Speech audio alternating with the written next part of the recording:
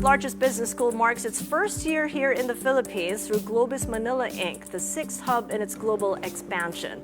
With us now for more, Globis University founder and president Yoshito Hori. So good to see you. Ohayo gozaimasu, Mori-san. Thank you so much for joining us. Thank you for inviting me. Yeah, you know, a lot of risks there. I'm wondering, now that it's the second half of the year, what do you think is the biggest global risk out there? I've read up on the Middle East tensions, and there's some update on the tariff and the pause that appears that there may be an extension, but still a lot of uncertainty. Okay, I think the risk is three. One is geopolitics, as you can see from Israel, Iran, Ukraine. Second is AI.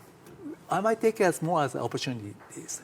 Third is Trump. Trump is causing lots of unexpected, unpredictability and uncertainty. Those are the three risks that we have to keep watching. And do you think that any of those risks have become detrimental in the way of your investments, as you're a venture capitalist investing and also supporting startups? Well, I'm a very optimistic person. So I always take those as risks at the same time opportunities. Geopolitics are causing lots of changes happening, but I'm very optimistic that it will settle in a very nice way. It doesn't go into the full-fledged war. And in terms of AI, there may be some risks of uncontrollability of AI, but at the same time, AI will make more opportunities for us to advance human being in terms of convenience, in terms of the people, disabled persons can see or listen. And at the same time, Trump, you can see, is a person who is bringing chaos at the same time, bringing deals. We'll see what's going to happen. But I'm very optimistic because when tariff came over, people were shocked and stock markets went down. But now it's going up again. So I'm very optimistic. Is that optimism coming into the way that you're investing? Did you invest a lot more money in startups in the first half, given the volatility? Well, changes happening opportunities. Therefore, AI is making us to invest more, and then the deals require more capital, and the deals have become more global, and therefore we have to have more good talent, better technology, and at the same time good management skills, and more money is going to be needed. Talent, technology, and market, are we looking towards more Asia or another part of the world that's going to be giving more yields for a venture capitalist? Well, in case of Japan, we always have to watch the US and Asia for expansion. The Japanese economy is big enough, but we need to look outside. Let's say about 10 or 20 years ago, most of Japanese entrepreneurs looked inward, domestic market. But now, most of the entrepreneurs in Japan look overseas, for expansion. So therefore, some companies may be able to go overseas, but it's tough to be successful globally.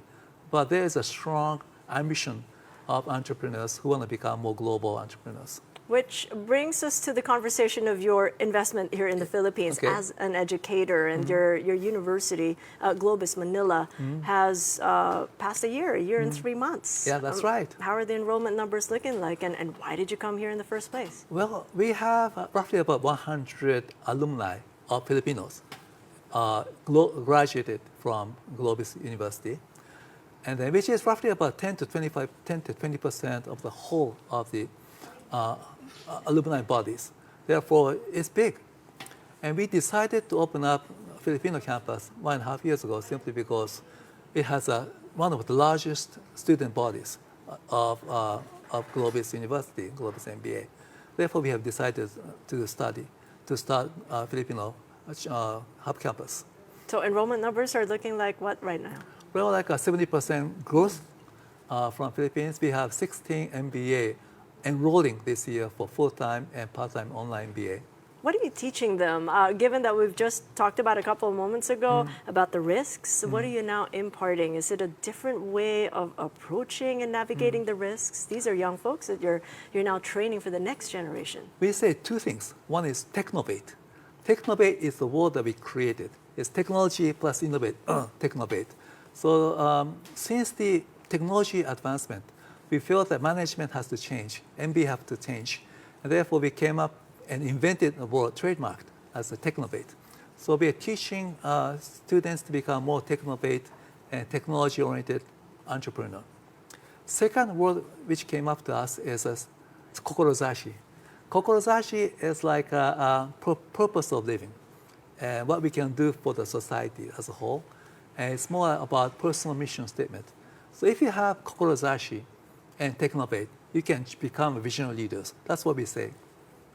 You know, to bring that down to what matters for the Philippines, it's really jobs, the upskilling, the importance of that, and taking into consideration the power of AI, which can either widen the digital divide or maybe narrow or even solve the issue. So what are the jobs of AI in the future? What can the Filipinos expect? Well, we don't know yet about AI. What kind of jobs they're going to create, what kind of jobs they're going to steal. But looking in the past about technological advancement, we feel very optimistic about human nature of trying to adapt at the same time change itself. In case of Japan, we have the largest acceptance rate of robots and also AI, simply because we know that there's a job security of companies. Even though we have a new AI or new robot, we don't fire people. And therefore, the society accepts the new technology advancement. If the society is like this, people will feel more at ease about the technology. But in case of Philippines, I think that will incorporate into more advanced economy. That's going to happen.